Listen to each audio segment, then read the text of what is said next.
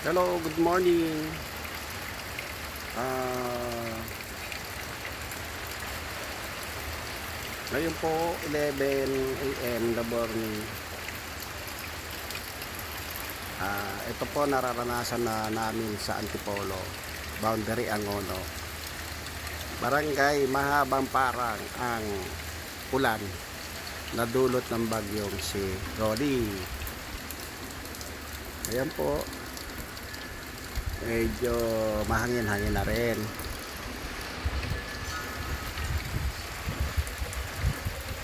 So nag-start na pong umulan. Ayan, parang lumalakas na. Ayan, nakita nyo po, lumalakas na ang ulan. Ayan po, dito na lang po muna habang hinihintay natin dumaan sa Rizal ang bagyong si Rolly. Salamat po. Gandang umaga.